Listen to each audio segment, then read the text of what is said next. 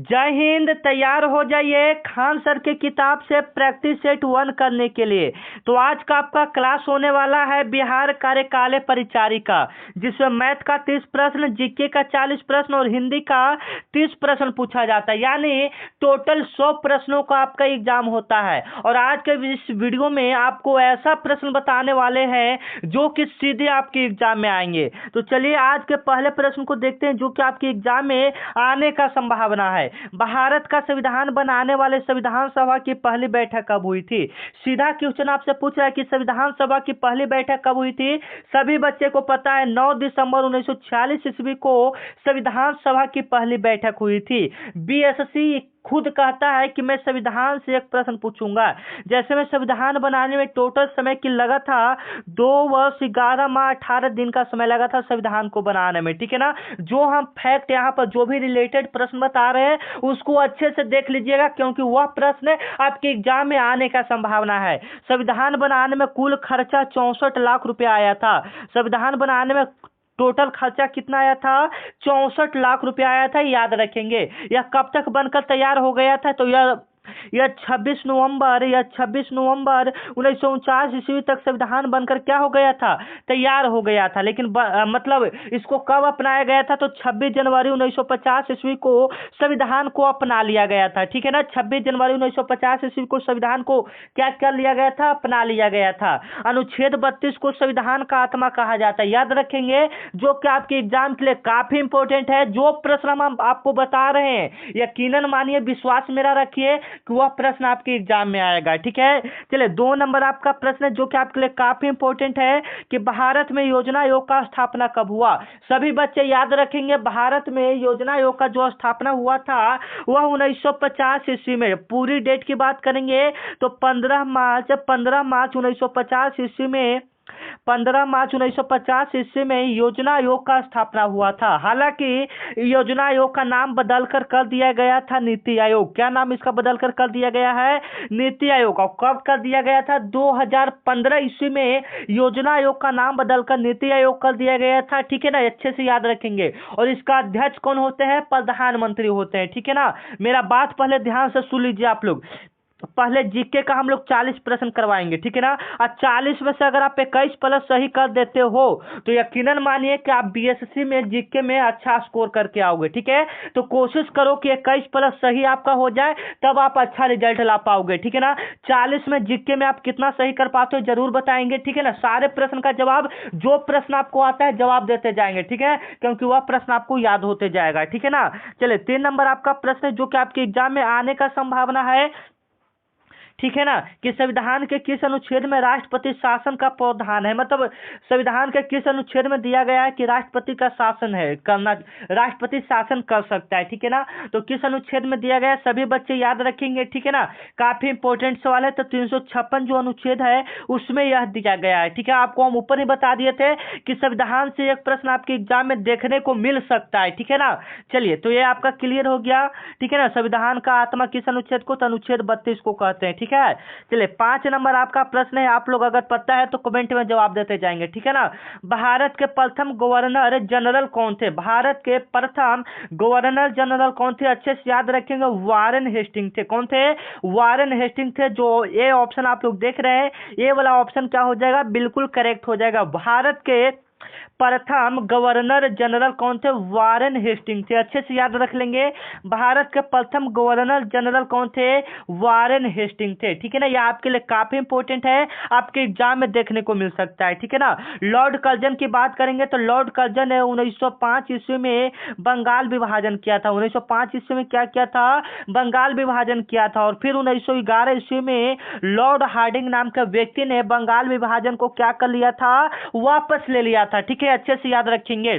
ठीक है। यह चैनल आपके एग्जाम का साथी, आपका दोस्त बनने वाला है। इस चैनल पर आपको सभी प्रकार के एग्जाम की तैयारी करवाई जाती है। ठीक है। और यह खान सर की किताब का प्रैक्टिस सेट 1 होने वाला है। ठीक है ना।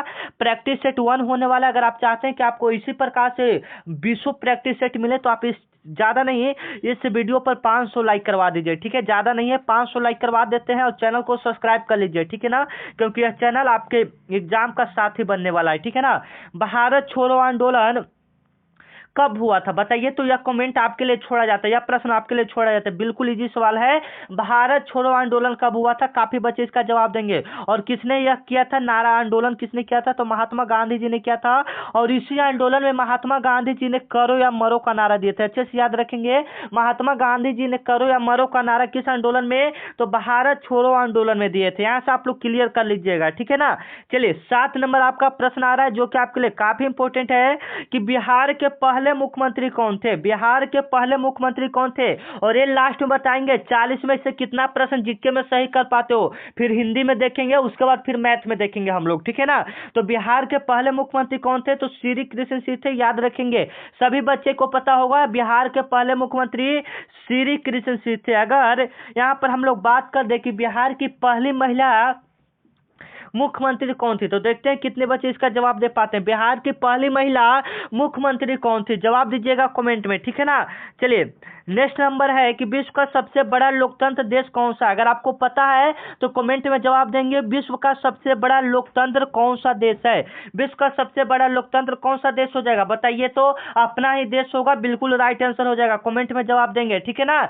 चलिए 9 नंबर आपका प्रश्न आ रहा है जो कि आपके एग्जाम के लिए काफी इंपॉर्टेंट है। उससे पहले यहाँ पर हम आपको करवा देना चाहते हैं कि अगर आप मेरे व्हाट्सएप ग्रुप में जुड़ना चाहते हैं, जहां पर आपको क्लास पीडीएफ जो भी आपको इंपॉर्टेंट जो स्टडी मटेरियल रहता है, जो भी एग्जाम से रिलेटेड रहता है, सब आपको ग्रुप में बता दिया जाता है। तो यह मेरा व्हाट्सएप नंबर है 9334, 1 मिनट यहाँ पर आ जाइए, ठीक है ना। मेरा व्हाट्सएप नंबर है 9334517119, ठीक है ना। इस नंबर पर आपको हाई लिखकर मैसेज करना है, ठीक है ना। तो इधर से एक ग्रुप का लिंक जाएगा, जिस पर क्लिक करेंगे तो ग्रुप में आप जुड़ जाएंगे, या आप डिस्क्रिप्शन में जानते हैं तो डिस्क्रिप्शन में लिंक दिया है, आप वहां से भी जाके जुड़ सकते हैं। बाकी चलते हैं हम लोग प्रश्न को, चलते हैं कि वेदों की रचना किस भाषा में हुई थी। जो वेदों की रचना है वह किस भाषा में हुई थी? काफी इंपॉर्टेंट सवाल है। तो देखिए वेद ये सब ज्यादा रहता है तो संस्कृत भाषा में ही रहता है। जो बी ऑप्शन देख रहे हैं ये वाला यहाँ पर क्या होगा, बिल्कुल राइट हो जाएगा, ठीक है ना। 10 नंबर आपका प्रश्न कि पृथ्वी का सबसे बड़ा महासागर कौन सा है? ठीक है, पता है तो कमेंट में जवाब देंगे। और एक शायरी है ना कि माँ तेरे पसीने के हर एक बूंद को मोती सा चमकाऊंगा, कि माँ तेरे पसीने के हर एक बूंद को मोती सा चमकाऊंगा, तू सपने बड़े देखना इसे मैं पूरा करके दिखाऊंगा, ठीक है ना। और आपको यहाँ पर एक वादा करना होगा कि हाँ सर मैं आपका क्लास पूरा देखूंगा। अगर आप इस क्लास को पूरा देख लेते हैं, यकीनन मानिए, मेरा विश्वास रखिए कि यहाँ से प्रश्न आपके एग्जाम में देखने को मिल सकता है, ठीक है ना। तो पृथ्वी का सबसे बड़ा महासागर कौन सा हो जाएगा? कमेंट में जवाब देंगे, 10 नंबर का जवाब कमेंट में देंगे, ठीक है ना। चलिए 11 नंबर आपका प्रश्न है जो कि आपके लिए काफी इंपॉर्टेंट है कि किस ग्रह को लाल ग्रह कहा जाता है। लाल ग्रह का मतलब क्या होता है, इंग्लिश में इसको हम लोग बात करेंगे तो रेड प्लेनेट कहते हैं, ठीक है ना। लाल ग्रह को हम लोग क्या कहेंगे, रेड प्लेनेट कहेंगे। तो किसको कहते हैं, काफी बच्चे को पता होगा, पता है तो कमेंट में जवाब दीजिए, फिर मैं बताता हूं, ठीक है ना। तो कौन सा ग्रह हो जाएगा, देखिए बृहस्पति को हम लोग सबसे बड़ा ग्रह में ले जाते हैं, सबसे लार्जेस्ट प्लैनेट बृहस्पति हो जाएगा। सबसे छोटा में कौन सा हो जाएगा, बुध हो जाएगा। अगर लाल ग्रह की यहाँ पर बात हो रहा है तो मंगल लाल ग्रह हो जाएगा, बिल्कुल राइट आंसर। अगर आपका भी यही था तो बिल्कुल सही जवाब है, ठीक है ना। चलिए 12 नंबर आपका सवाल यहाँ पर आ रहा है जो कि आपके एग्जाम में देखने को मिल सकता है, 1 मिनट, ठीक है ना, कि भारत का सबसे बड़ा राज्य क्षेत्रफल के अनुसार से कौन सा, मतलब एरिया के हिसाब से भारत का सबसे लार्जेस्ट स्टेट कौन सा, सबसे बड़ा राज्य कौन सा हो जाएगा, ठीक है। कमेंट में जवाब देंगे। एक शायरी है ना कि तुम मुझे न चाहो तो कोई बात नहीं, कि तुम मुझे न चाहो तो कोई बात नहीं, किसी और को चाहोगे तो बड़ी मुश्किल होगी, ठीक है ना। तो अपना कुछ मेहनत इस कदर करना है, ठीक है ना। चलिए तो आप लोग बताइए ये प्रश्न का कौन सा राइट आंसर होगा, ठीक है। भारत का सबसे बड़ा राज्य क्षेत्रफल के अनुसार कौन सा हो जाएगा, बिल्कुल राइट आंसर। कौन सा हो जाएगा, राजस्थान हो जाएगा, सिर्फ यही हो जाएगा, ठीक है ना। अगर पॉपुलेशन के हिसाब से पूछेगा तो कौन सा, उत्तर प्रदेश। बिल्कुल ऐसे ही कमेंट में आप लोग जवाब देते जाएंगे, ठीक है ना। हम लास्ट में आपसे पूछेंगे 40 में से आप कितना प्रश्न सही कर पाते हो, ठीक है। पावर आपका देखते हैं आप में कितना दम है, जीके में 21 प्लस आप सही कर पाते हो कि नहीं, ठीक है ना। चलिए 13 नंबर आपका प्रश्न है कि भारत में सबसे अधिक बोले जाने वाली भाषा कौन सी है, मतलब भारत में सबसे ज्यादा कौन सी भाषा बोली जाती है, अच्छे से हम लोग देख लेंगे। बिल्कुल राइट आंसर कौन सा हो जाएगा, तो हिंदी हो जाएगा सबसे ज्यादा। अभी ये ऑप्शन के हिसाब से सबसे ज्यादा कौन सा हो जाएगा, हिंदी हो जाएगा। भारत में सबसे ज्यादा हिंदी भाषा बोली जाती है, ठीक है ना। अगर बिहार की बात करेंगे तो बिहार में अभी के हिसाब से सबसे ज्यादा भोजपुरी भाषा बोली जाती है, ठीक है ना। चलिए 14 नंबर आपका सवाल आ रहा है जो कि आपके एग्जाम के लिए ये काफी इंपॉर्टेंट है, आपके एग्जाम में आने का संभावना है, ठीक है। कि 2021 की जनगणना किस कारण स्थगित हो गई थी, मतलब जो 2021 का जनगणना हुआ था वह किस कारण से स्थगित, मतलब बंद कर दिया गया था। तो किस कारण से, बाढ़ के कारण से, कि कोरोना महामारी से, कि जनसंख्या से, क्या के कारण से बंद कर दिया गया था। तो सभी बच्चे को पता है 2020-21 में कोरोना आया था, उसके कारण से बंद कर दिया गया था, यानी कोरोना महामारी के कारण। और यह करंट अफेयर से इंपॉर्टेंट प्रश्न आपके एग्जाम में देखने को मिल सकता है, ठीक है। क्योंकि यह जो प्रश्न है बाबू यह करंट अफेयर से और यह रिलेटेड प्रश्न है, यह क्योंकि देखिए 25 में एग्जाम हो रहा है तो यह डाल सकता है, ठीक है ना, इसलिए इसको अच्छे से हम लोग देख लेंगे, ठीक है ना। 15 नंबर आपका सवाल है कि भारतीय रिजर्व बैंक का, एक मिनट, भारतीय रिजर्व बैंक का स्थापना कब हुआ था, जिसको शॉर्ट रूप में हम लोग आरबीआई बोलते हैं, जिसको शॉर्ट रूप में हम लोग क्या बोलते हैं, आरबीआई बोलते हैं। कि भारतीय रिजर्व बैंक का स्थापना कब हुआ था, लास्ट में सॉरी कमेंट में जवाब देंगे तो कौन सा हो जाएगा, 1935 ईस्वी में हो जाएगा। फिर से एक बार रिक्वेस्ट है, सो प्लीज रिक्वेस्ट है, चैनल को सब्सक्राइब कर लीजिए। यह चैनल आपके साथी, आपका दोस्त, आपके भाई का 50,000 सब्सक्राइबर पर फेस रिवील होने वाला है, ठीक है। तो जल्दी से आप लोग 50 के सब्सक्राइबर पूरा दीजिए और अपना भाई का फेस देख लीजिएगा, ठीक है ना। तो भारतीय रिजर्व बैंक का स्थापना 1935 ईस्वी में हो गया, ठीक है ना। 16 नंबर आपका प्रश्न है कि नोबेल पुरस्कार प्राप्त करने वाली पहली भारतीय महिला कौन थी। सभी बच्चे को पता है नोबेल पुरस्कार प्राप्त करने वाली भारत की पहली महिला कौन थी, सभी बच्चे को पता है। कौन सा राइट आंसर हो जाएगा, मदर टेरेसा थी, जिनको 1979 ईस्वी में मिली थी। यह लोगों की बहुत मदद करते थे, ठीक है ना, यह एक नर्स थे, यह लोगों की बहुत मदद करते थे, इसलिए इनको नोबेल पुरस्कार मिला पहली महिला के रूप में, ठीक है। अगर पुरुष में बात करेंगे तो पुरुष में हो जाते हैं, पुरुष में रविन्द्रनाथ टैगोर हो जाते हैं। पुरुष में कौन से हो जाते हैं, रविन्द्रनाथ टैगोर होते हैं, ठीक है ना, जिनको जनगण मन लिखने पर मिला था, ठीक है ना। चलिए 17 नंबर आपका सवाल है कि भारत में चुनाव आयोग का गठन किस अनुच्छेद में है। कि भारत में जो चुनाव आयोग का गठन है वह किस अनुच्छेद में है, अच्छे से जवाब दीजिएगा, 324 अनुच्छेद में, ठीक है ना, अच्छे से याद रखेंगे। चलिए 18 नंबर सवाल है जो कि आपके एग्जाम में आने का संभावना है कि चंद्रगुप्त मौर्य के गुरु कौन थे। काफी इंपॉर्टेंट सवाल है, आपके एग्जाम में देखने को मिल सकता है कि चंद्रगुप्त मौर्य के गुरु कौन थे। आपको पता है तो कमेंट में जवाब देंगे। बिल्कुल राइट आंसर क्या हो जाएगा, चाणक्य हो जाएगा। बी ऑप्शन यहाँ पर क्या हो जाएगा, बिल्कुल राइट हो जाएगा। ऐसे ही हाहाकार, ऐसे ही जोश और जुनून के साथ हम लोग पढ़ाई करेंगे और एग्जाम में नंबर 1 आएंगे और रिजल्ट आना मेरा वादा है, आपका रिजल्ट हम देंगे, ठीक है ना। बस आप एक एहसान कीजिए, इस चैनल को सब्सक्राइब कर लीजिए, ठीक है ना।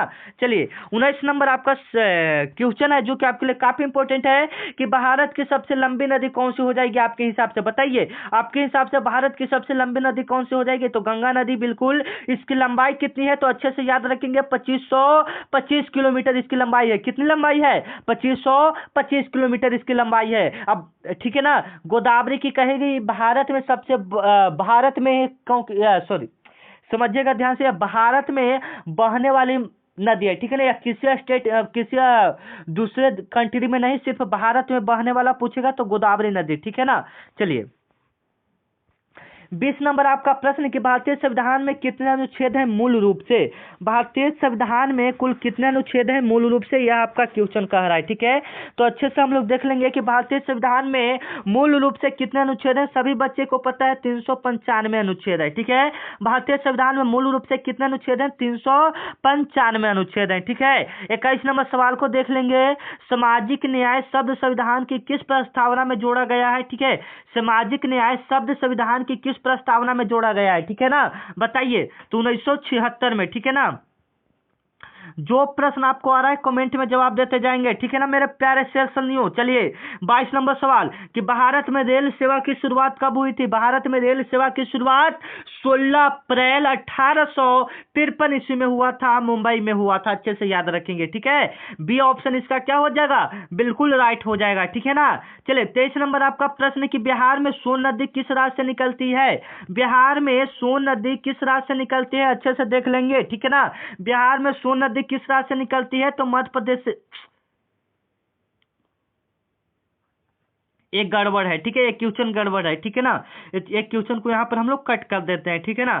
चलिए दामोदर घाटी परियोजना किस नदी पर है? दामोदर घाटी परियोजना किस नदी पर है? तो देखिए दामोदर घाटी परियोजना किस नदी पर होगा? तो दामोदर नदी पर ही होगा। सी ऑप्शन इसका क्या हो जाएगा? बिल्कुल राइट हो जाएगा। 25 नंबर आपका सवाल है कि भारत के संविधान को किस देश के संविधान से प्रेरणा मिला है? भारत के संविधान को किस देश के संविधान से प्रेरणा मिला है? तो अच्छे से याद रखेंगे। तो देखिए अमेरिका के भी संविधान से भी हमारा संविधान लिया गया है, ब्रिटेन के संविधान से भी, फ्रांस के संविधान से, यानी सभी के संविधान से हमारे संविधान बना है, ठीक है। सभी देश के संविधान को देखकर वहां से कुछ और लिया गया है, वहां से कुछ, इस प्रकार से सभी कंट्री से हमारा संविधान को तैयार किया गया है अच्छे से, ठीक है ना। लाल किला किसने बनाया था? अगर पता है तो कमेंट में जवाब देंगे। लाल किला किसने बनाया था, ठीक है ना। बताइए क्या राइट आंसर होगा? शाहजहां राइट आंसर हो जाएगा, ठीक है ना। चलिए मगध साम्राज्य की राजधानी क्या थी? मगध साम्राज्य की राजधानी क्या थी? सभी बच्चे को पता है, पाटलिपुत्र मगध साम्राज्य की क्या थी? राजधानी थी। भारत का राष्ट्रीय फल क्या होगा? भारत का राष्ट्रीय फल क्या होगा? ठीक है ना, जवाब दीजिएगा। तो कौन सा हो जाएगा? आम हो जाएगा। भारत का राष्ट्रीय फल कौन सा हो जाएगा? आम हो जाएगा। अच्छे से ये आपको पता भी होगा, एक क्वेश्चन आपके किताब में दिया हुआ है, ठीक है ना। चलिए पहला विश्व युद्ध कब हुआ था? सभी बच्चे को पता होगा पहला विश्व युद्ध कब हुआ था। याद रखेंगे 1914 से 1918 ईस्वी के बीच भारत का पहला विश्व युद्ध हुआ था। 1914 ईस्वी में स्टार्ट हुआ था और 1918 ईस्वी तक चला था, ठीक है ना। चलिए 30 नंबर आपका प्रश्न है जो कि आपके एग्जाम में देखने को मिल सकता है कि स्वतंत्र भारत के पहले गवर्नर जनरल कौन थे? स्वतंत्र भारत के पहले गवर्नर जनरल कौन थे? अच्छे से याद रखेंगे, ठीक है ना। तो सभी बच्चे को पता होना चाहिए कौन थे। अगर पता है तो कमेंट में जवाब देंगे। लॉर्ड माउंटबेटन थे। ए ऑप्शन इसका क्या हो जाएगा? बिल्कुल राइट हो जाएगा, ठीक है ना। 31 नंबर प्रश्न है कि मोनालिसा चित्रकला किसने बनाया था? मोनालिसा चित्रकला किसने बनाया था? तो लियोनार्डो दा विंची ने बनाया था। लियोनार्डो दा विंची ने बनाया था, याद रखेंगे। बी ऑप्शन इसका क्या हो जाएगा? बिल्कुल करेक्ट हो जाएगा, ठीक है ना। 32 नंबर प्रश्न की ओर चलते हैं हम लोग कि भारत का सबसे ऊंचा पर्वत शिखर कौन सा है? भारत का सबसे ऊंचा पर्वत शिखर कौन सा हो जाएगा? कंचनजंगा हो जाएगा, ठीक है ना।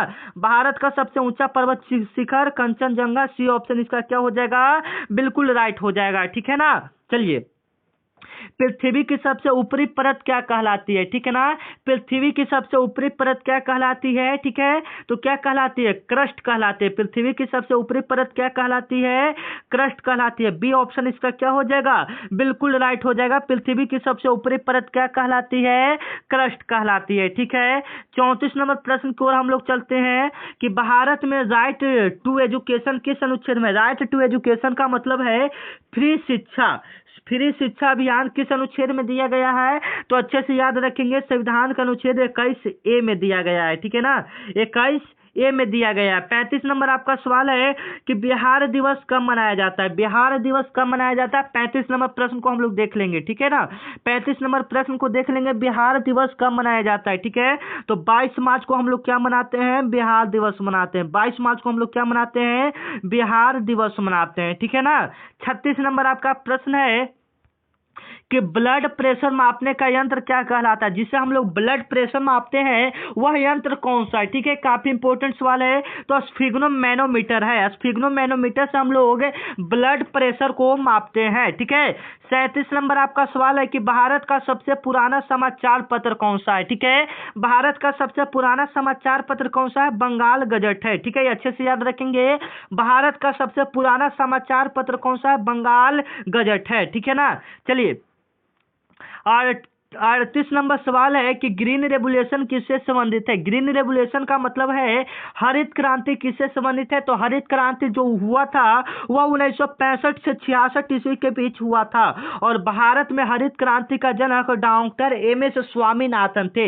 और यहाँ पर पूछा कि किससे संबंधित है, तो यह कृषि से संबंधित है और कृषि में सबसे ज्यादा गेहूं पर प्रभाव पड़ा था। ठीक है ना। चले 39 नंबर आपका सवाल है कि यूएनओ का मुख्यालय कहाँ है। यूएनओ का मुख्यालय कहाँ है, काफी बच्चे याद रखेंगे, न्यूयॉर्क में। ठीक है, यूएनओ का मुख्यालय कहाँ है, न्यूयॉर्क में, अच्छे से याद रखेंगे। ठीक है ना। 40 नंबर आपका प्रश्न है कि G20 शिखर सम्मेलन 2023 जो हुआ था वह कहाँ आयोजित किया गया था। तो देखिए G20 शिखर सम्मेलन 2023 जो हुआ था वह भारत में हुआ था। तो भारत में कहाँ में हुआ था, नई दिल्ली में हुआ था। बी ऑप्शन इसका क्या हो जाएगा, बिल्कुल करेक्ट हो जाएगा। अब यहाँ पर हम लोग जीके के 40 प्रश्न को क्लियर कर लिए। ठीक है ना। तो आप लोग बताइएगा यहाँ पर कि 40 में से कितना प्लस सही हुआ। 21 प्लस यानी 25 को हम लोग टारगेट लेकर चलते हैं। अगर 25 सही हो रहा है, 21 प्लस यानी 25 सही आपका हो रहा है, तो बिल्कुल अच्छे से पढ़ाई करें। ठीक है, बताइए कि आपका कितना प्रश्न 40 में से सही हुआ। ठीक है, आप चलिए अब यहाँ से हम लोग क्या करते हैं, हम मैथ के प्रश्न को देखते हैं। ठीक है ना, और जवाब दीजिए कि आपने कितना प्रश्न को सही किया। ठीक है ना।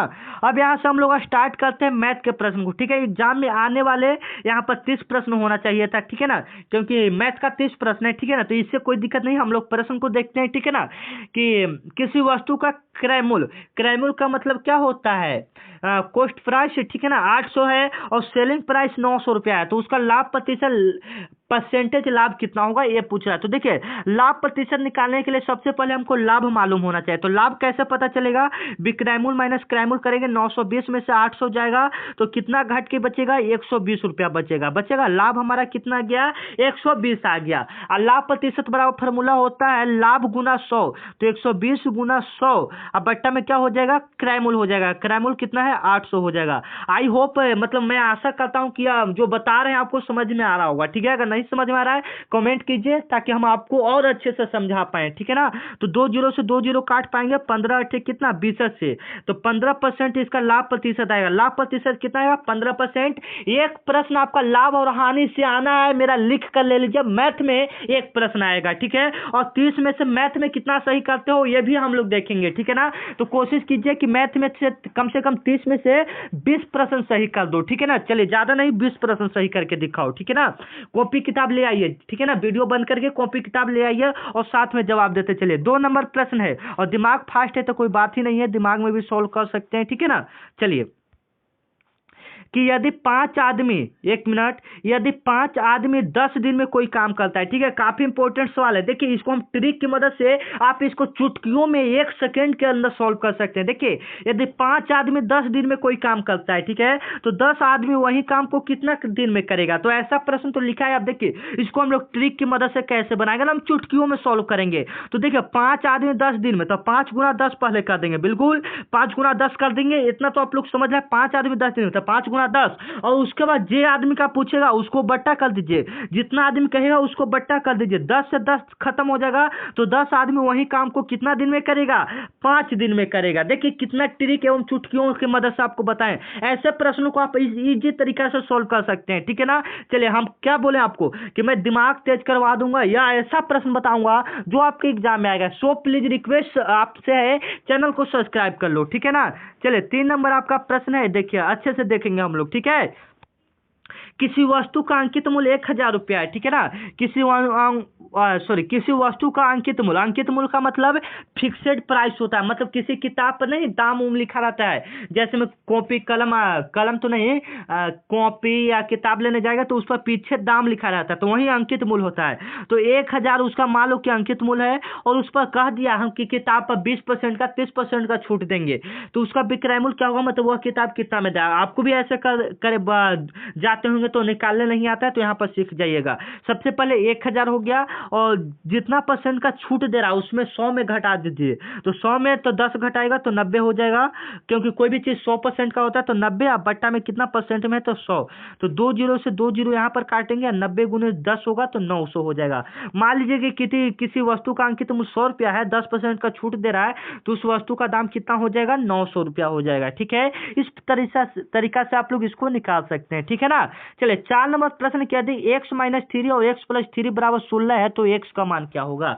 बिल्कुल इजी तरीका से आपको इसको हम सॉल्व करना बताएंगे। तो देखिए आप बचपन में पढ़े होंगे एक प्लस में एक माइनस में फॉर्मूला है, तो इसका फॉर्मूला होता है ए स्क्वायर माइनस बी स्क्वायर बराबर एक प्लस में एक माइनस में। तो ये एक प्लस में एक माइनस में, तो हम लोग पहलका का होल स्क्वायर कर देंगे और माइनस दूसरका का होल स्क्वायर कर देंगे। अब बराबर में हमारा कितना है 16 है, तो एक्स स्क्वायर और 3 का स्क्वायर कितना हो जाएगा 9 हो जाएगा, इधर 16 है तो इधर 9 जाएगा, तो 16 9 कितना हो जाएगा 25 हो जाएगा। यह स्क्वायर है तो रूट चढ़ेगा, तो रूट 25 का वर्गमूल कितना हो जाएगा 5 हो जाएगा। बी ऑप्शन इसका क्या हो जाएगा, बिल्कुल करेक्ट हो जाएगा। ठीक है ना। चलिए 5 नंबर आपका प्रश्न कि यदि वस्तु का कीमत 20% बढ़ाया जाए, ठीक है, यदि किसी वस्तु का कीमत 20% बढ़ाया जाए और 20% घटाई जाए तो अंकित मूल्य क्या होगा। तो देखिए ऐसे प्रश्न को हम लोग किस प्रकार सोल्व करते हैं, ठीक है ना।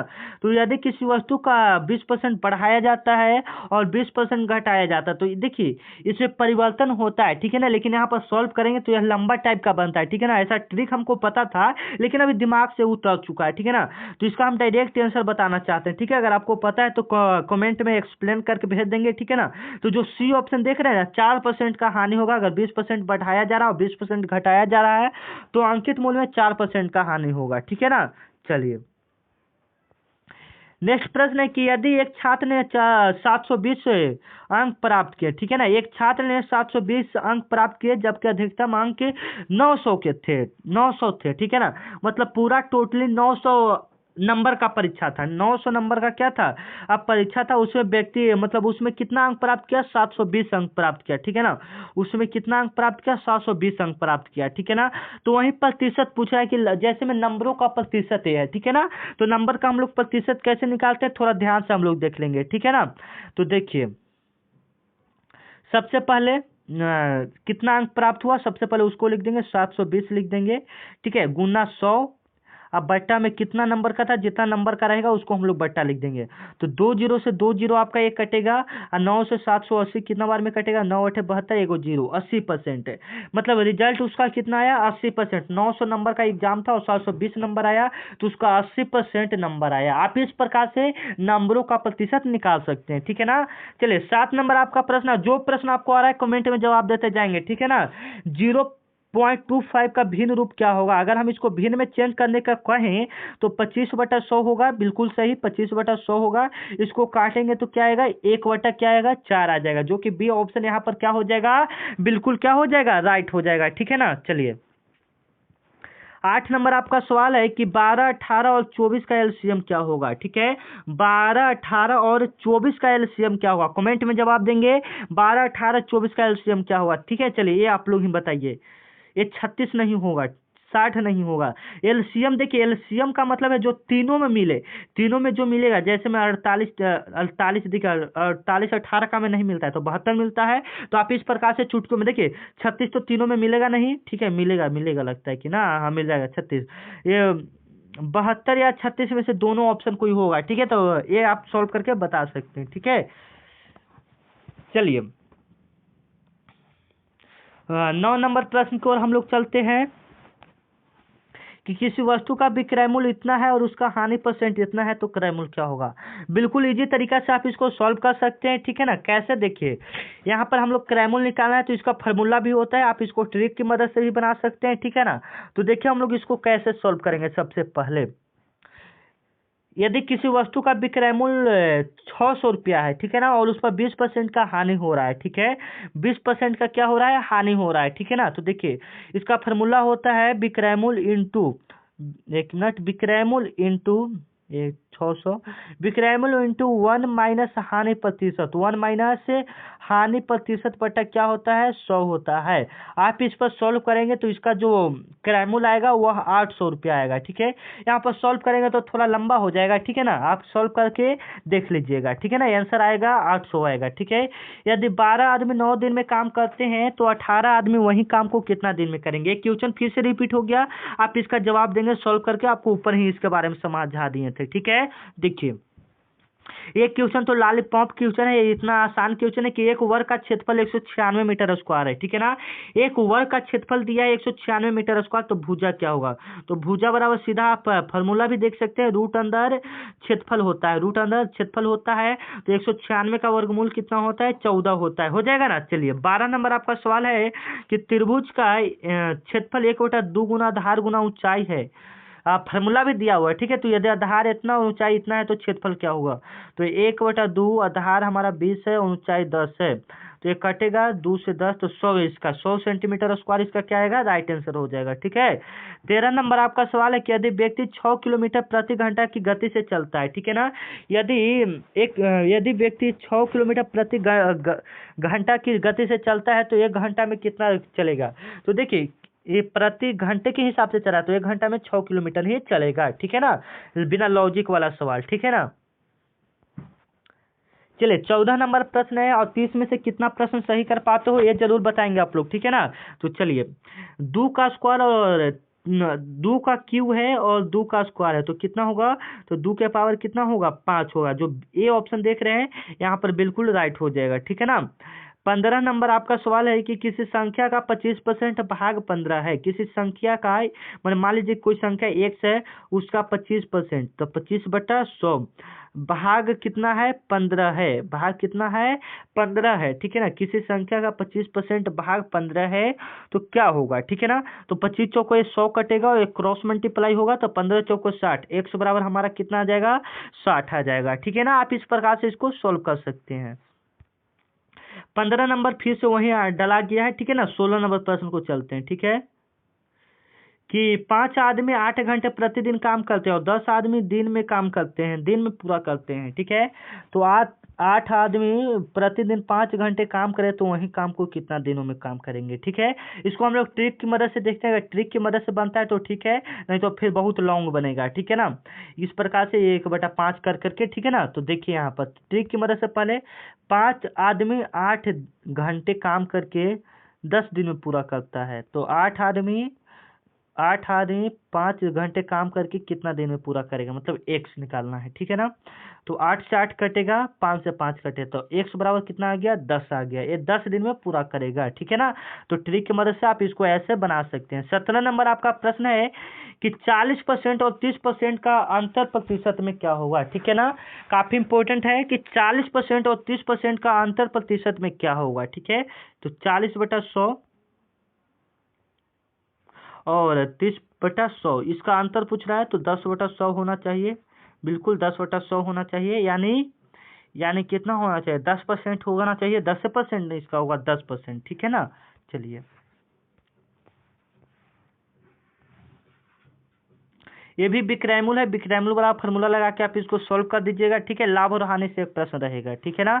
चलिए ये तो सिंपल है, ये आप लोग सॉल्व करके बता सकते हैं क्योंकि बोर्ड मास आप लोग पढ़े होंगे। तो 15/10 इस प्रकार से करके 25/10 या डायरेक्टली गुना भी कर सकते हैं, काट छाट के आप जो भी आंसर होगा आप कमेंट में जवाब दे देंगे, ठीक है। दो संख्याओं का औसत 20 है, ठीक है ना। दो संख्याओं का औसत मान लीजिए 20 है, ठीक है ना।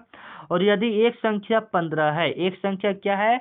15 है, तो दूसरा संख्या क्या होगा? तो 15, दूसरा संख्या 25 होगा, 15 25 40 और बटा 2 रहेगा तो औसत कितना आ जाएगा? 20, दूसरा संख्या 25 आ जाएगा।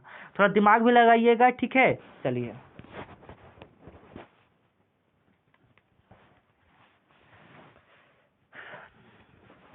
थोड़ा आवाज लगता है खराब हो गया है, ठीक है ना। 21 नंबर सवाल देख लीजिएगा कि 144 का वर्गमूल गुना 81 का वर्गमूल कितना होगा, ठीक है।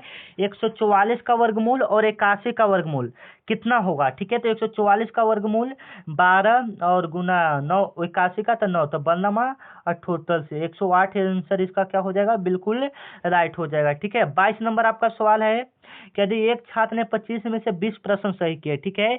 यदि एक छात्र ने 25 में से कितना प्रश्न सही किया? 20 प्रश्न सही किया, तो उसका प्रतिशत ज्ञात करना। उसका प्रतिशत अभी आप लोग को निकालने के लिए ऊपर बता दिए हैं, बताइएगा कमेंट में, ठीक है। चलिए 100% बराबर 2 + 3 × 4, तो इसको हम लोग कैसे 100 भागा, पहले ब्रैकेट वाला को काम करेंगे तो 2 + 12 हो जाएगा, फिर 12 2 कितना, सॉरी ऐसे नहीं होगा, फिर गलत हो जाएगा, ठीक है ना। ये बोडमास ही लगता है, क्वेश्चन ही गलत टाइप हो गया है, ठीक है ना। 23 के 20 से आंसर आना चाहिए।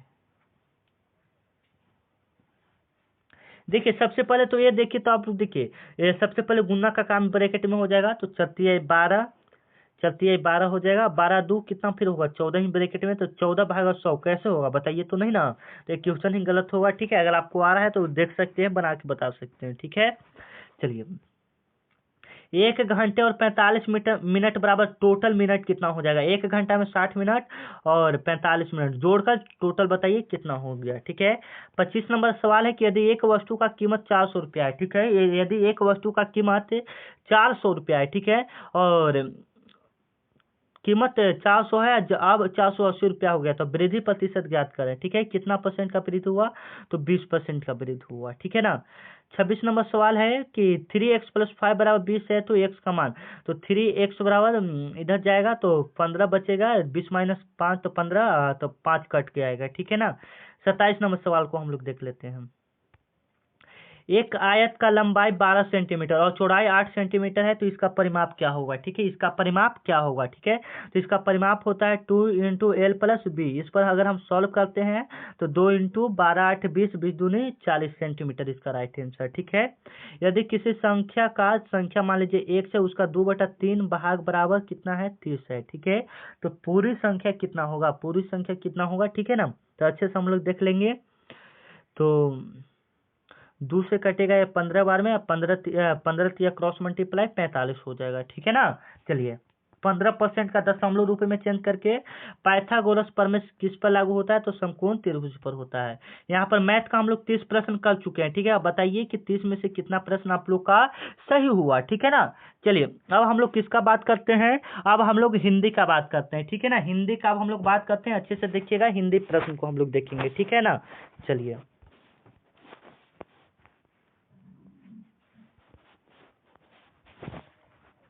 साहित्य अकादमी पुरस्कार किस क्षेत्र में दिया जाता है, और अभी हिंदी में बताइए कि हिंदी में से 30 प्रश्नों में से कितना प्रश्न सही कर पाते हैं, ठीक है। साहित्य अकादमी पुरस्कार किस क्षेत्र में दिया जाता है, काफी बच्चे याद रखेंगे। साहित्य अकादमी पुरस्कार किस क्षेत्र में दिया जाता है, तो साहित्य क्षेत्र में दिया जाता है। साहित्य क्षेत्र में साहित्य अकादमी पुरस्कार दिया जाता है, ठीक है ना। चलिए, 2 नंबर आपका क्वेश्चन है जो कि आपके लिए काफी इंपॉर्टेंट है, कि कविता की आत्मा किसे कहा जाता है। कविता की आत्मा किसे कहा जाता है, ठीक है। अच्छा क्वेश्चन है, देख लीजिएगा, तो रस को कहते हैं, ठीक है ना। ऐसा ऐसा क्वेश्चन पूछ देगा जो इसके बारे में आप नहीं जान रहे हैं, ठीक है ना। गोदान उपन्यास के लेखक कौन है, गोदान उपन्यास के लेखक कौन है, अच्छे से देख लेंगे। गोदान उपन्यास के लेखक कौन हो जाएंगे, तो मुंशी प्रेमचंद्र हो जाएंगे। ए ऑप्शन इसका क्या हो जाएगा, बिल्कुल राइट हो जाएगा, ठीक है ना। चलिए, नीरज किस प्रकार का शब्द है। 4 नंबर प्रश्न है कि नीरज किस प्रकार का शब्द है, तो तत्सम हो जाएगा, ठीक है। जो प्रश्न आपको आ रहा है इस कमेंट में जवाब देते जाएंगे, ठीक है ना। वह बहुत मेहनती है, इस वाक्य में कौन सा पद है। वह बहुत मेहनती है, इस वाक्य में कौन सा पद है, तो क्रिया विशेषण पद है, ठीक है ना। चलिए, राम ने सेव खाया, इस वाक्य में यह वाक्य किस प्रकार का है। राम ने सेव खाया, यह वाक्य किस प्रकार का है, ठीक है ना।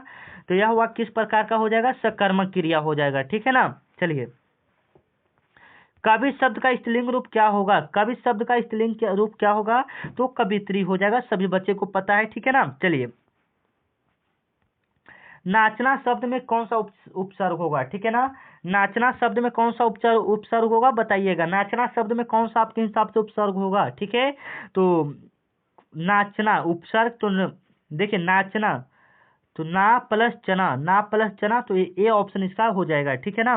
चलिए, जल हीन शब्द में कौन सा उपसर्ग है, जलहीन शब्द में कौन सा समास है, जलहीन शब्द कौन सा समास है, ठीक है।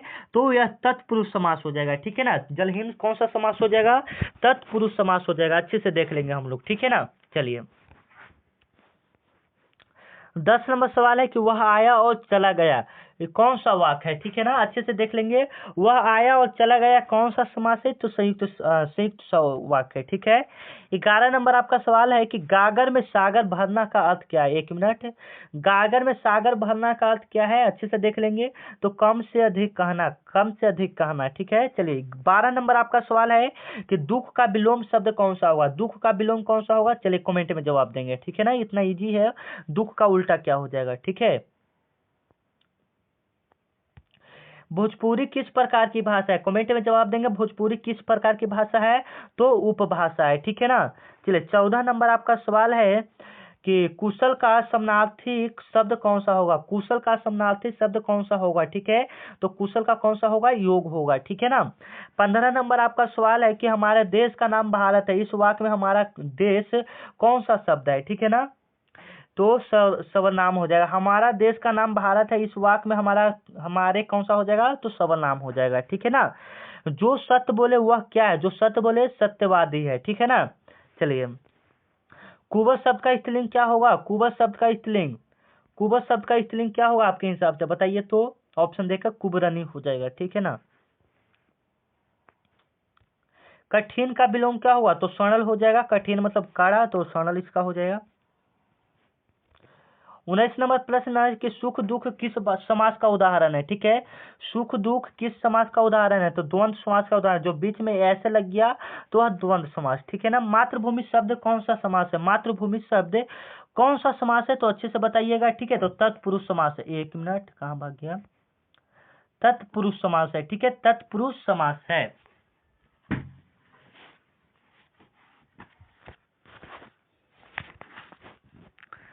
चलिए 21 नंबर सवाल है, थोड़ा मतलब क्या इतना इतना सारा प्रश्न बताएं तो थोड़ा हालत खराब हो चुका है, ठीक है ना।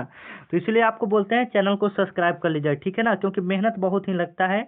न भूतो न भविष्य का अर्थ क्या है? ठीक है, न भूतो न भविष्य का अर्थ क्या होगा? ठीक है, तो क्या अर्थ होगा? कभी नहीं हुआ न होगा, ठीक है ना। चलिए वह बहुत अच्छा गाता है, इस वाक्य में कौन सा पद है? वह बहुत अच्छा गाता है, इस वाक्य में कौन सा पद है? तो विशेषण पद हो जाएगा, ठीक है ना। चलिए 23 नंबर आपका सवाल है कि लोभ का समानार्थी शब्द कौन सा होगा? ठीक है, लोभ का समानार्थी शब्द कौन सा होगा? बताइएगा, काफी इंपॉर्टेंट सवाल है। तो लालच हो जाएगा। लोभ का समानार्थी शब्द कौन सा हो जाएगा? लालच हो जाएगा, ठीक है ना। 40 नंबर प्रश्न है कि कहना का भाववाचक संज्ञा रूप क्या है? कहना का भाववाचक संज्ञा रूप क्या हो जाएगा? कथन हो जाएगा, ठीक है ना। 25 नंबर अच्छे से देख लेंगे, अशुभ शब्द का अर्थ क्या होगा? अशुभ शब्द का अर्थ क्या होगा? तो घोड़ा हो जाएगा, सभी बच्चे को पता है। 26 नंबर आपका सवाल है, तुम कहाँ जा रहे हो, यह वाक्य क्या है? तुम कहाँ जा रहे हो, यह कौन सा वाक्य है? तो अच्छे से हम लोग देख लेंगे, ठीक है। तो प्रश्नवाचक वाक्य है, ठीक है ना, तुम कहाँ जा रहे हो, ठीक है। चलिए 27 नंबर आपका सवाल है कि जल का तत्सम शब्द क्या होगा? ठीक है, जल का तत्सम शब्द क्या होगा? तो नीर हो जाएगा, ठीक है ना। चलिए पुस्तक शब्द का पुल्लिंग है या स्त्रीलिंग? पुस्तक कौन सा शब्द है, स्त्रीलिंग या पुल्लिंग? ठीक है, तो पुस्तक आपका स्त्रीलिंग हो जाएगा, जैसे में वह पुस्तक पढ़ रही है, ठीक है ना। रामायण का रचयिता कौन है? रामायण का रचयिता वाल्मीकि, ठीक है ना। 30 नंबर प्रश्न, कर्म शब्द का विलोम क्या होगा? तो कर्म का क्या होगा विलोम? बताइए। तो कर्म का निष्कर्म हो जाएगा। अब हिंदी में से 40 में से कितना प्रश्न सही, सॉरी 30 में से कितना प्रश्न सही किया कमेंट में जरूर बताएंगे। और जाते जाते बस यही कहना चाहेंगे कि वीडियो को अपने दोस्तों के पास शेयर कर दीजिए। मिलते हैं नेक्स्ट वीडियो में, तब तक के लिए जय हिंद। आप सभी को एग्जाम के लिए ऑल द बेस्ट। आप लोग ऐसे ही तैयारी कीजिए और ऐसे ही मेरे साथ जुड़े रहिए, ठीक है ना। और PDF लेना चाहते हैं आपको ऊपर बता दिए हैं, ठीक है।